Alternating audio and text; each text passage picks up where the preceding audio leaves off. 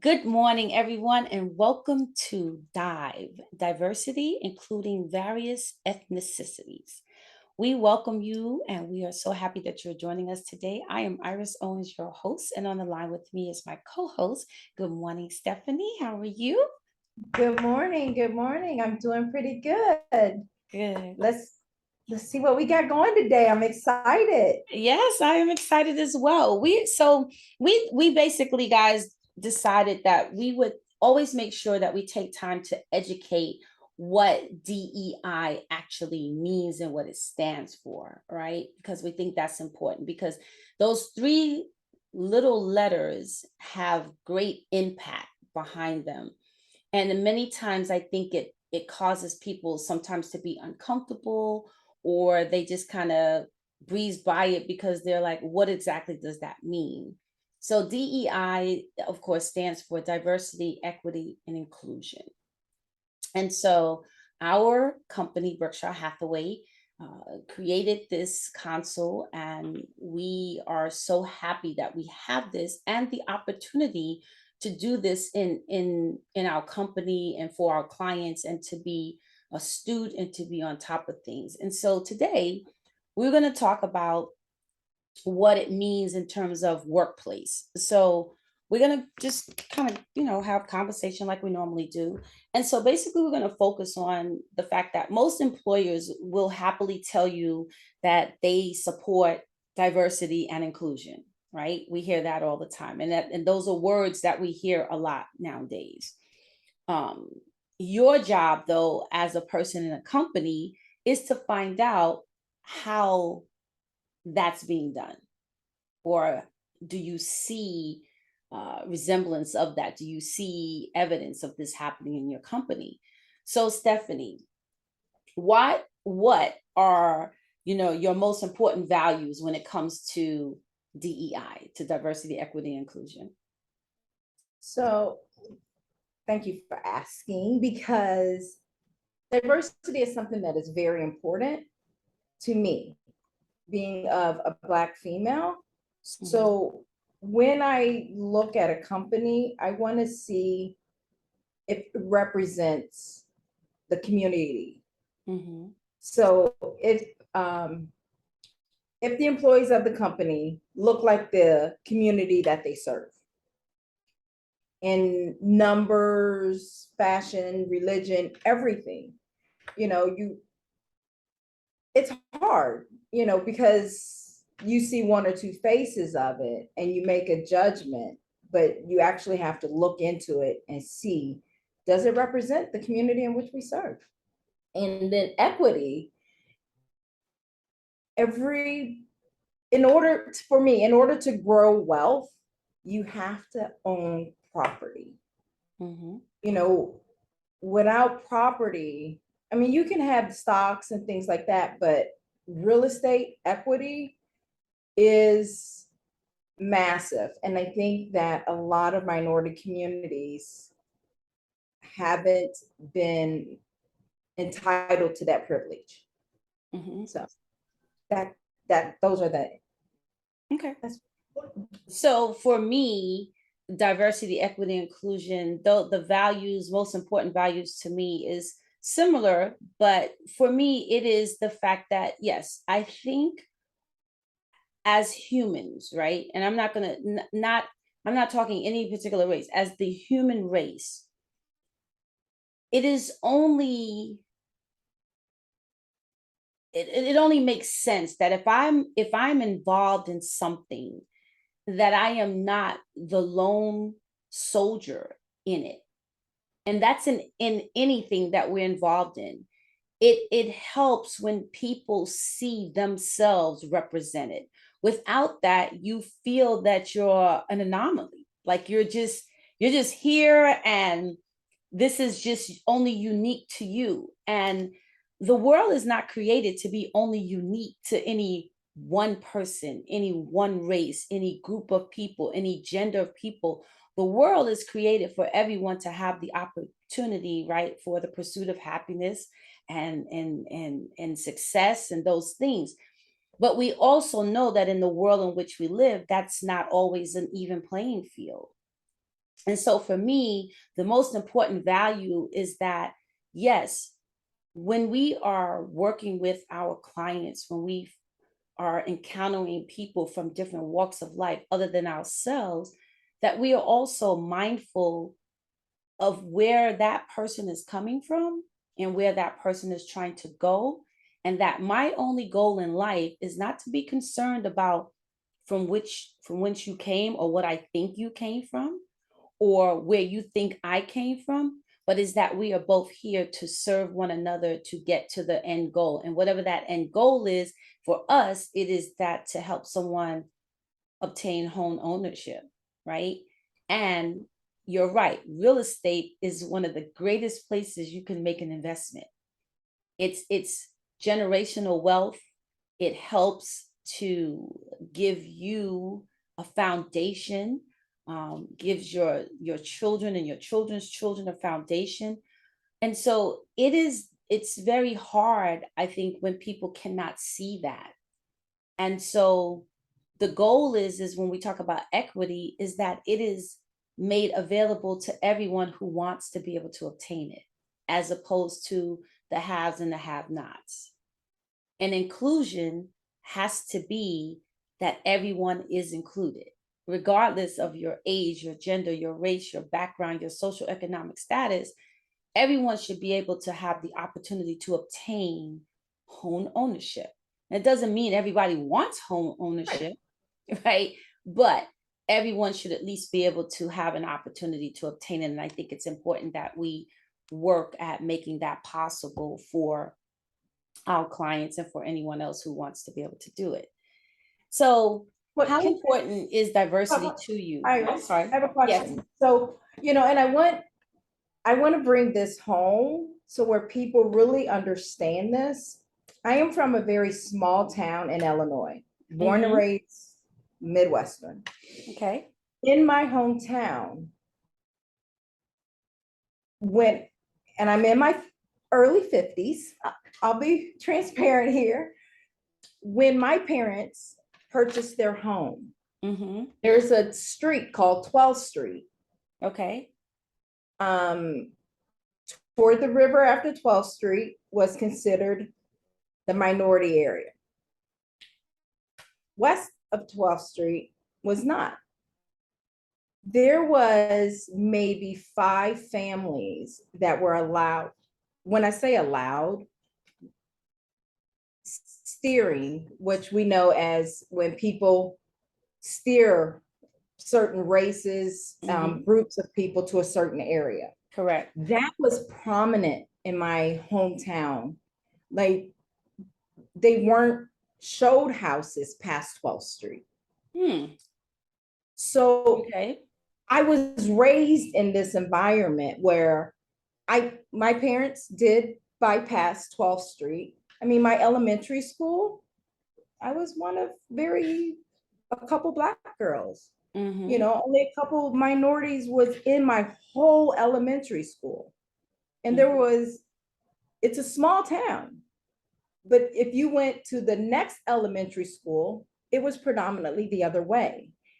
And I have a client that I had this year that came from my hometown, who, as we discussed, she said her parents weren't allowed to purchase past 12th Street. Mm-hmm. So it truly does happen, and I need people to understand that. Yes. Yes. So I just wanted, a lot of people like, oh, I don't want just to think that we're giving mouth service to something. This is a true, Oh no. Oh, I absolutely. I don't know that everybody understands that though, so that's why I wanted to give my little story. No, that's an excellent point, Stephanie, because you're right. It does still happen. I will share. So for me, I think the other part of the other side of that is that so when African Americans were able to purchase land, right? I'm only because I can only speak from an African American standpoint because I am an Mhm. African American female. Um, What? my so when my grandparents purchased their land, um back in 1941, Mhm. right? In Charleston, South Carolina. Um, to me, that I can't even wrap my mind around that because we know where the world was, where the country was at that point in time, right? And It was in the South. my grandparents bought that land, they built their home, and they lived there until they both passed away. So now the house has been taken down, but the land now belongs to me. So here, Generational wealth. so it is wealth, right? This is where a lot of people, especially younger generation, don't understand, as you just said, that that is wealth. Land is wealth because guess what?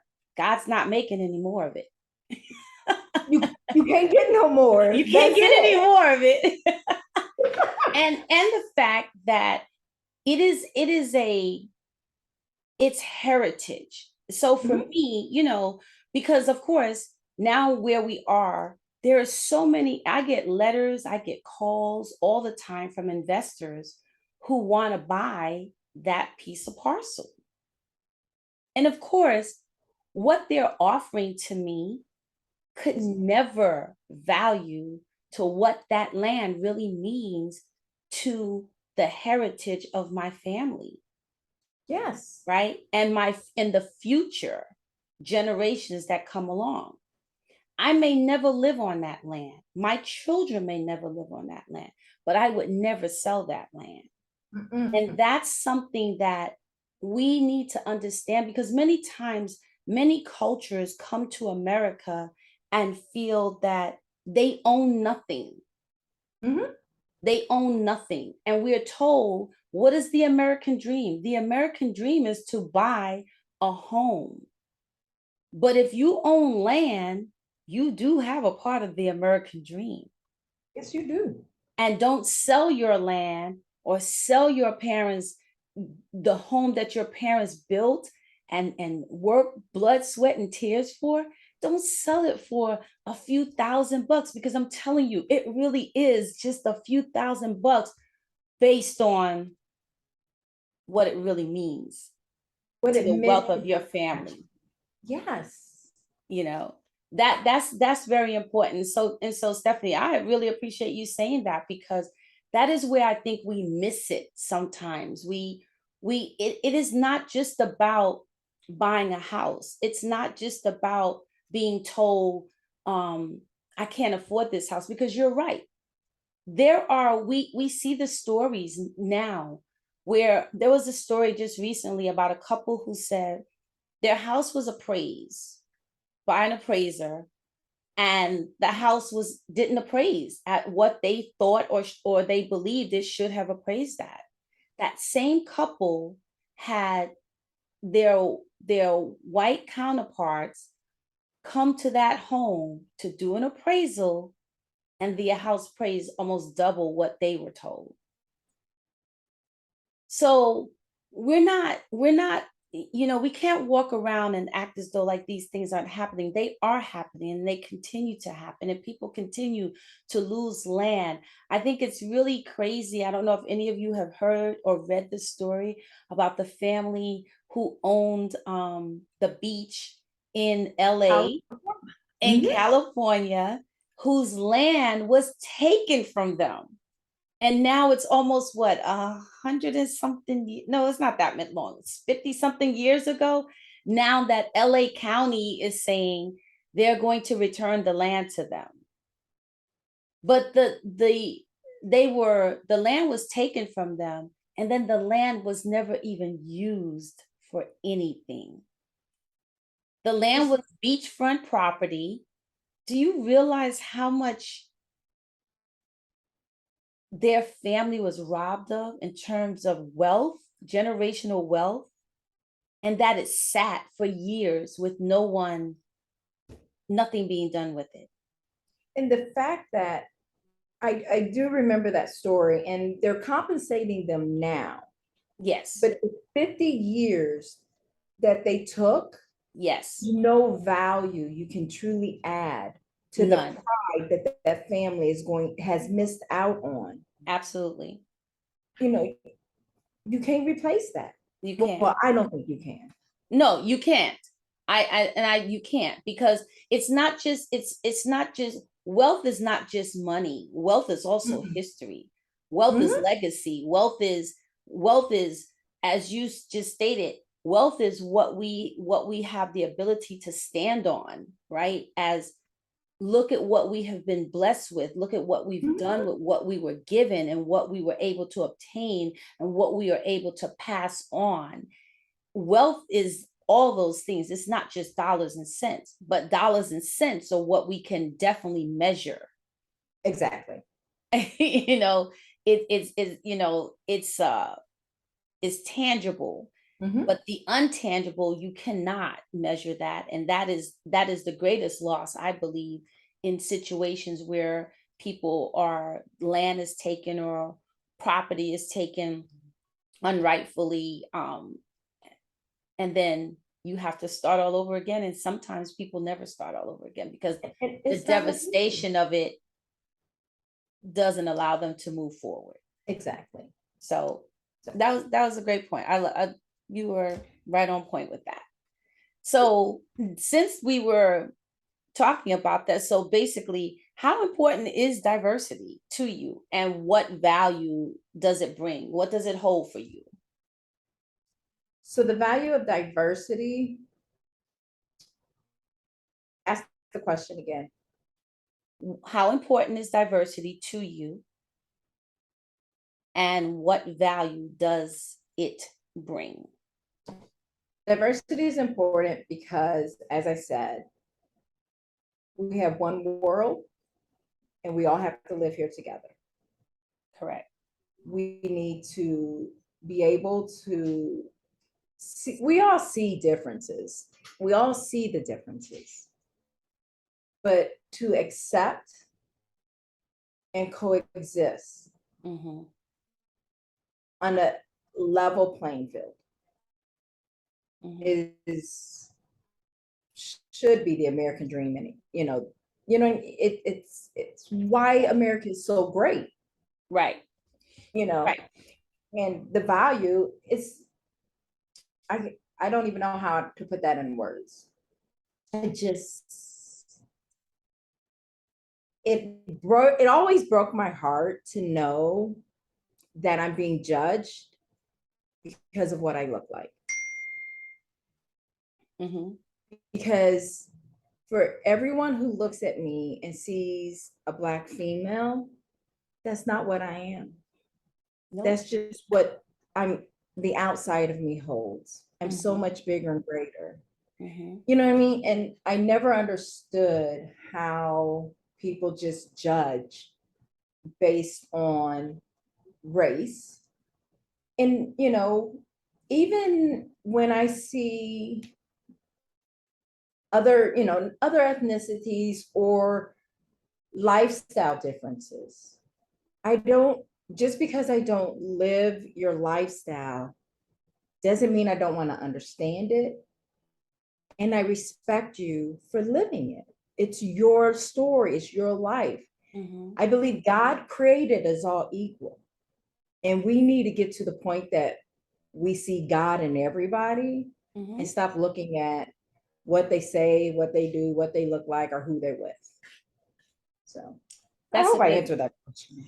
That's a good point. But I think, so most people will say, right, I don't judge. That's not true. We all judge. Mhm.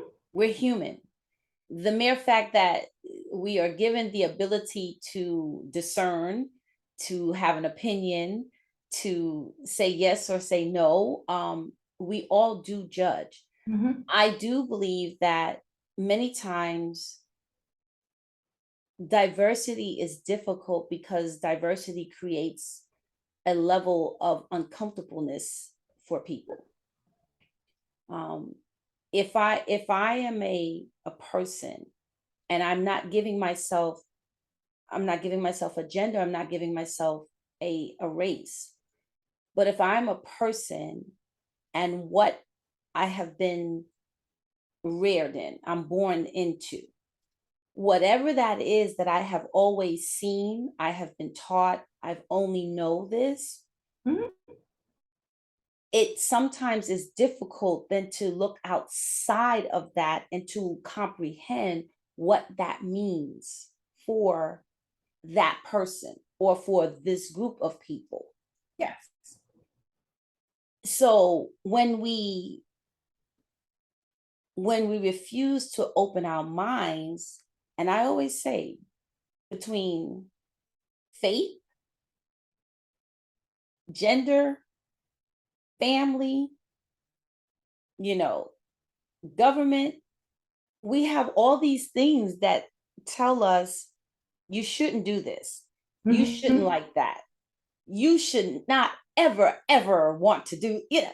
And so it comes a point where, as a human being, as an individual, you do have to choose. Exactly. You have to choose. Now, how you choose is all and only up to you. And I do believe that because I don't understand something doesn't mean I have to dislike it. Exactly. And so many times as human beings, we're not able to distinguish that. We're not able to be able to say, because a lot of times we will feel, I don't like that. I don't trust that. And so I refuse to accept it. It's not really that I don't need to accept you and your lifestyle. You and your lifestyle are a being. You exist because you have been created by God or whomever you worship and you believe in, Mhm. right? I am not here to validate your being, but I do have to respect your being. And I think this is where we clash when it comes to diversity. We don't know how to respect other beings. We don't know how to respect or tolerate. And tolerate is not even a good word, because tolerate means, yeah, I don't really, yeah, I'll Eh, just kind of, eh. And so it's really not a good word. I don't even like that word. So I'm going to say, not even tolerate. You have to allow other people to be who they are in the space in which they are. Now, if you choose not to operate with them in that space, that's still your right. But what you cannot do or should not do is treat somebody badly or wrongly or unfairly because of your opinion of them. right. And so of course, when you're in any sort of social, where you whatever you do in life is a social, and I think most of us work in a social because you have to deal with other people. So it's always going to be social. Even if you're an accountant, at some point in time, you have to talk to your clients. Mhm. Right? Even the mortician may not have to talk to the particular client in front of him, but you I do have hope to talk not. to the people who represent them. You understand what I mean? So excuse me, at some point in time, we all have to communicate with other human beings. And so it's just important that we remember, how would you want to be treated? And I think diversity includes the ability to look outside of yourself, look outside of your beliefs, your wants, your desires, and realize that we are all created differently, but all Yes. created equally, right? If we all look the same, if we all talk the same, if we all did the same thing, oh my God, life would be so boring. Boring. It would be so boring. I love the ability to celebrate other cultures. And by the way, I did not say, I meant to say at the top of the hour, happy heritage Hispanic Hispanic. Hispanic month, right? Starts today and goes through October 15th. And so here's also my plug for, please join Berkshire Hathaway, and as a gold sponsor, we are having our second annual Hispanic Heritage Festival in Peachtree City at Drake Field on Saturday, October 1st from 3 p.m. to 9 p.m. So please bring your families out, come out, enjoy great food and great activities, and learn something. Berkshire Hathaway is going to be in the house, and so we want to have you all come out and share with us. So thank you for that. But that's just my opinion about diversity. I just think we just got to learn how to come out of your comfort zone, because yes, it may be uncomfortable, but you don't learn anything if you're never uncomfortable. Exactly. You have to grow. Yeah. Growing is When uncomfortable. you It's like didn't know math.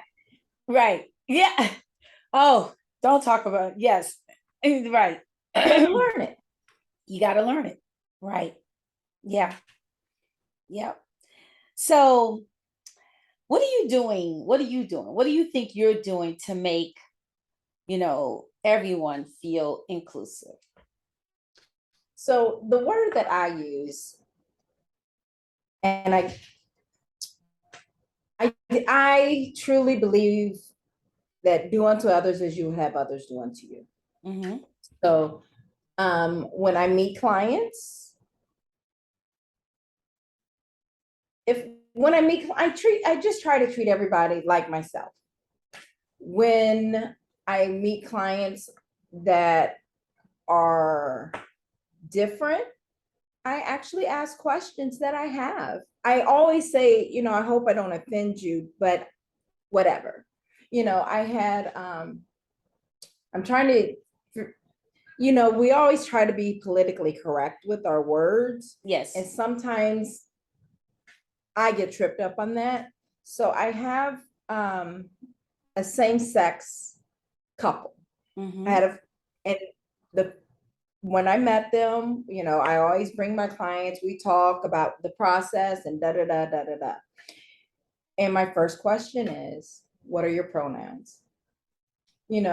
Absolutely. Because one of the things that I try to do is meet you where you're at. If you have specific pronouns, just let me know. I'm not going to be perfect, but I'm going to do my best to try. Mm-hmm. And my religion is one that is really hard. But if I'm working with a couple of different religion, I try to respect that and not talk about my God. Mm-hmm. I mean, it's hard, but I try. Mm-hmm. So I do read. I read up on different things. And the thing about internet and reading is what you read is not always true. Absolutely.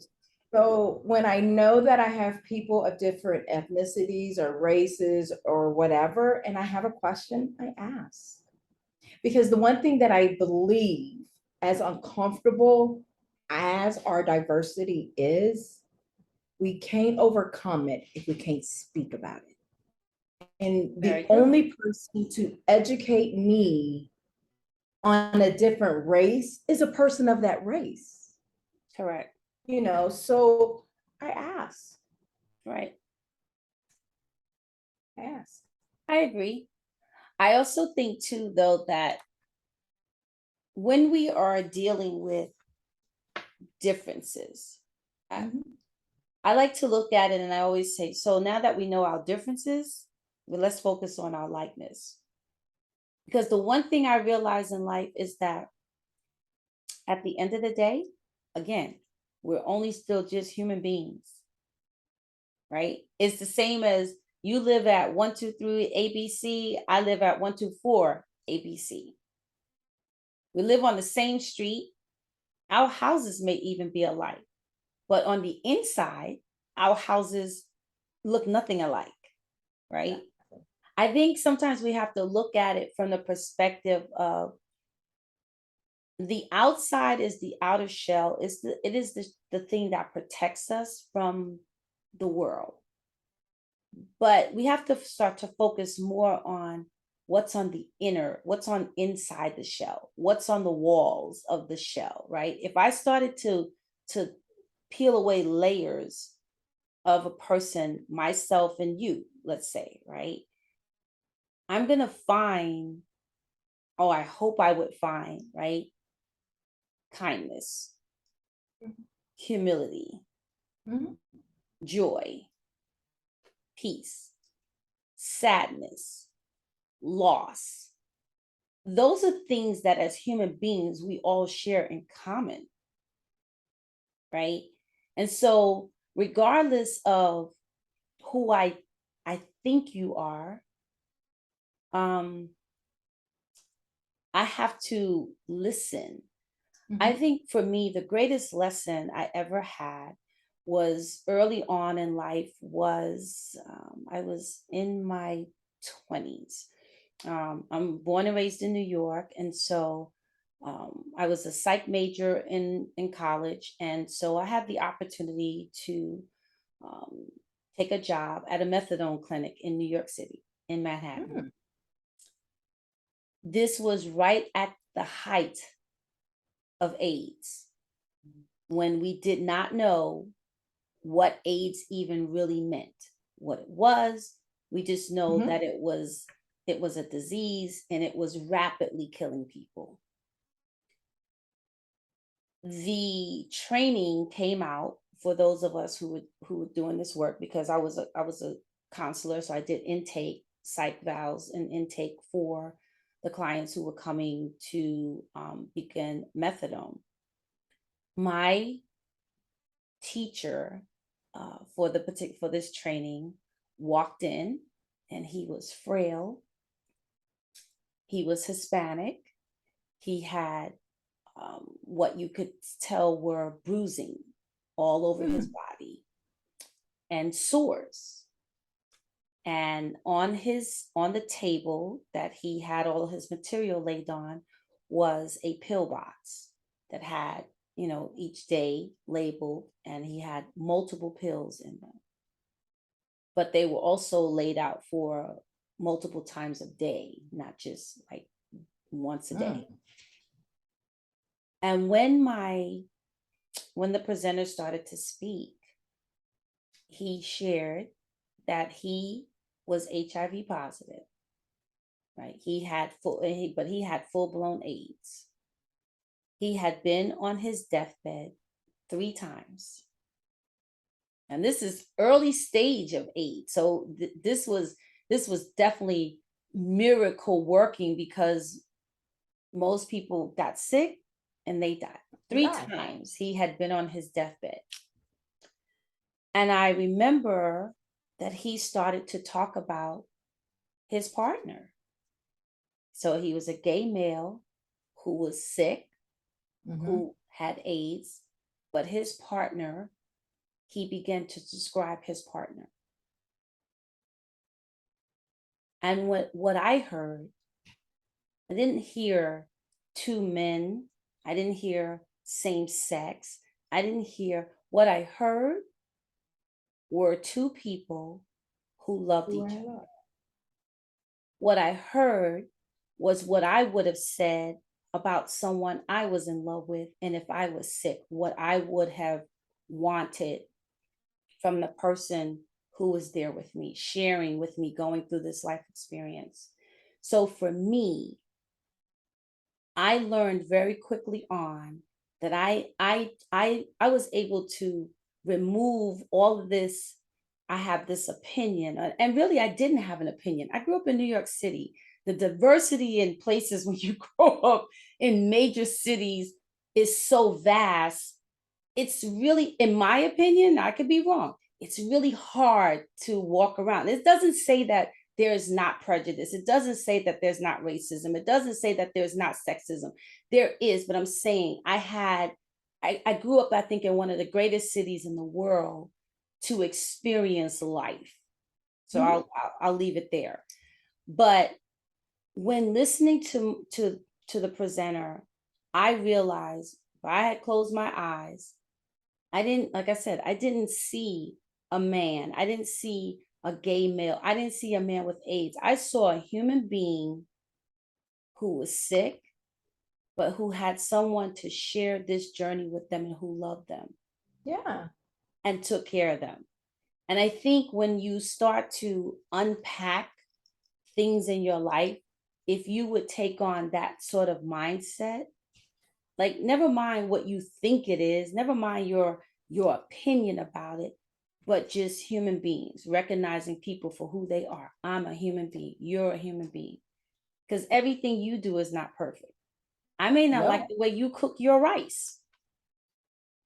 Is that a reason for me to hate you? Because, or you put your left shoe on first before you put your right shoe on. That's just wrong. I just think you should not do that.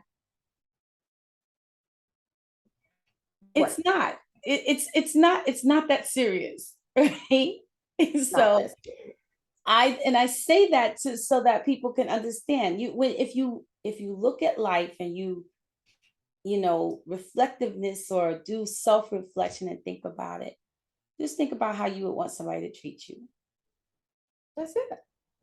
Just think about how you want somebody to treat you, and you will have the ability to open your mind, open your heart, and to be able to experience the greatness of diversity.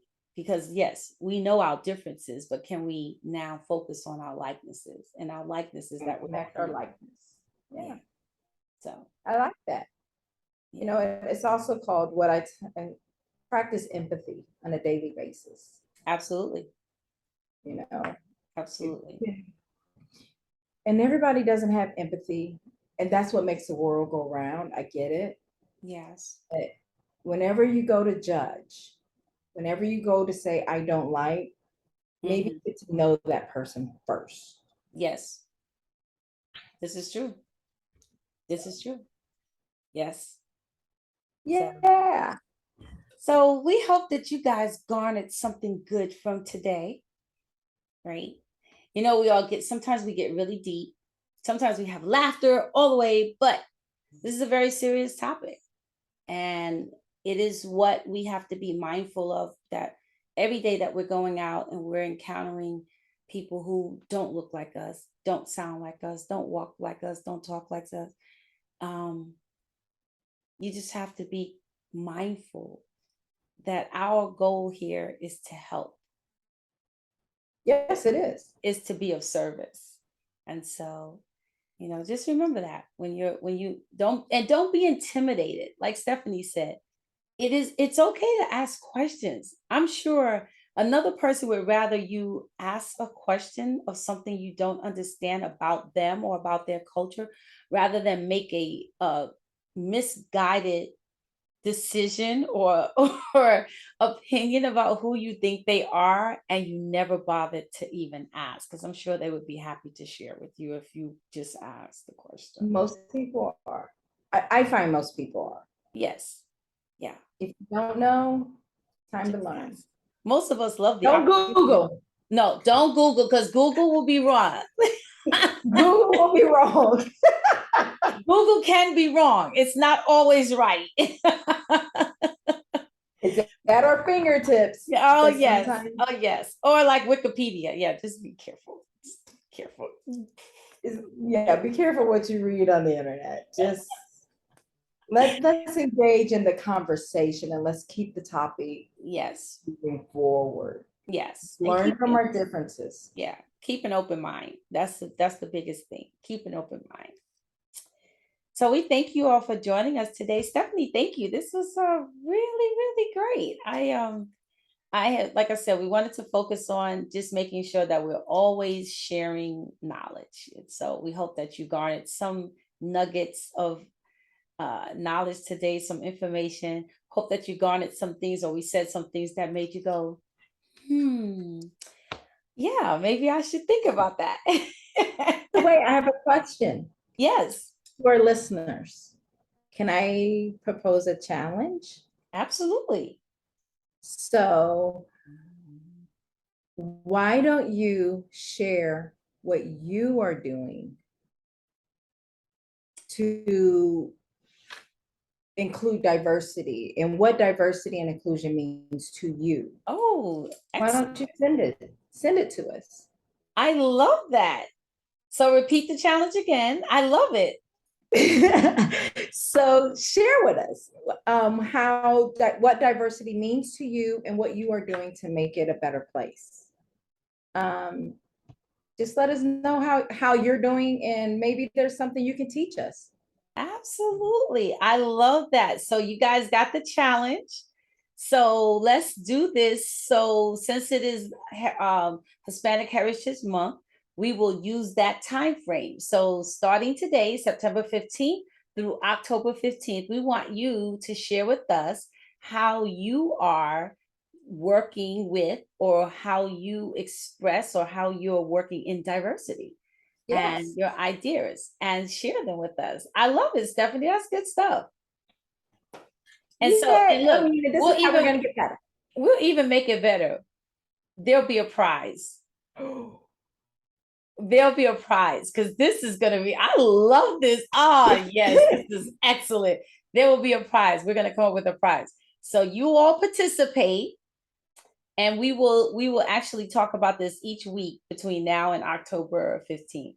So you guys better get your stuff together, and there will be a prize. Stephanie, good job. Creating. All right, Thank guys, you all you. have a wonderful week. Enjoy the rest of the week, and we thank you all so much for joining us. Have a great day. Have a good one.